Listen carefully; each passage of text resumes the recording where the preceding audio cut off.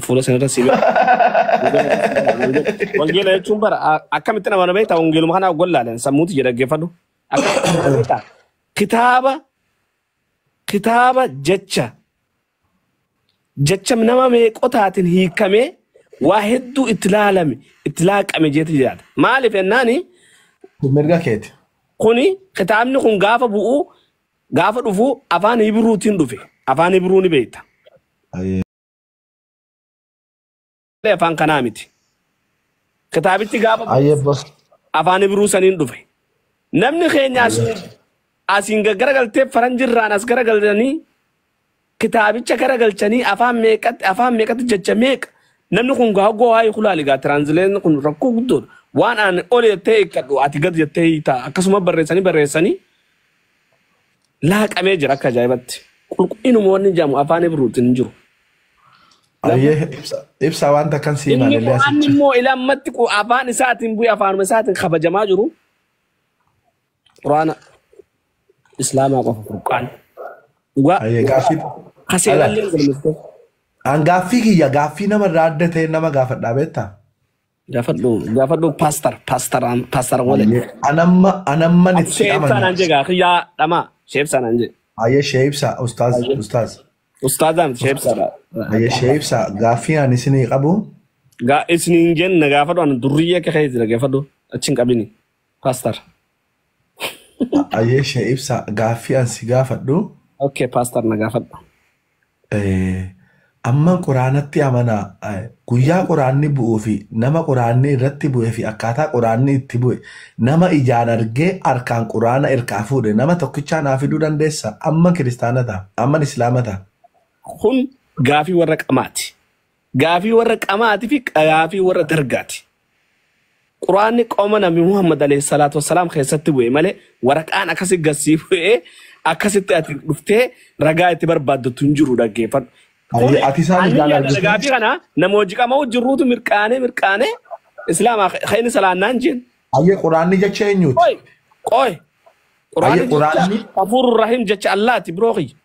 Jecha Allaati?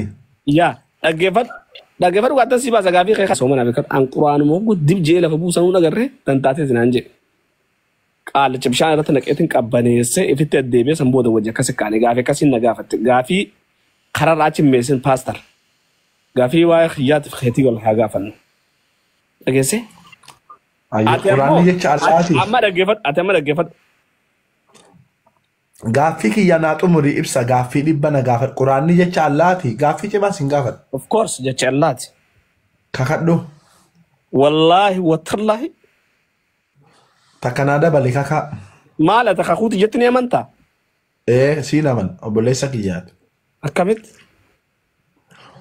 Obboleessa kooti gaati akkamittiin sin aman kijiban kakattu gaati. No bakka kanarra maal barbaadda quraanni jecha rabbii. Yoo quraanumarraa ragaan quraanni jecha rabbii osoo hin taane jecha ergamaati ka jedhu ragaan sii dhufe kiristaana ni taata. Ati amma bakka san beeytatti amma naaf iddaa ragaa. Amma ragaan sii dhufa yoo quraanarraa anamma suuraa sii kenne quraana bantee afaan oromootiin dubbifachuu dandeessaa? Maal afaan oromootiin yoo ati garagalchitan beekaa wallaahi dhaziim an yoo quraanni akkas zootee anaa kiristaana ta'a fideso. Suuraa 69 lakkoofsa 40. Suuraa tam? Suuraa maaliiti? Maaliin laaltanii gaamman sii kenna? Maaliin laalan maantan huccuu baafadhee san cisuu jirani? Intee? Inka jibiin awwalee. Quraanas maqaan balleessin dhageesse na hojii haasawaa quraana waan keetii jecha quraana hin xibin dhageesse akkuma biraa haadha hinochi. Aboo ibsa naamusaan haasofnan jenne. Noo kabaa irra keessa gaa quraanatti kijibuun hin ta'u. Quraana si caalan kabajamee tasgabbaa'e. Bakka kan namni aga sheexaana ilmi beeku sun jiru wanni sitti fidan hin jirtu ati. Qabadhu sammuu ta'e keessatti. Ati nama kuno ustaaz an sheeka kiyya fidadhe sheekuma islaamaa suuraa kanaan asii dubbisa jedhani dhugumatti ati nama kottuuti taayi afaan kiyya ila yoo si jalaa haasa'ee jeeqan dhiisin situ gaafata yoo suuraan kun quraana irraa siin dhufin nin kakatte guyyaa sadiillee yoo kiristaanan ta'in dirqama guyyaa sadii soomta maaliif wallaahi billaahi jecha Allaahati jetteti. Anammoo quraanni jecha ergama. Ragaan eessaa dhufe? Quraanumarra. Ragaan dhufe kiristaanaa hin ta'in dirqama ni soomta guyyaa sana.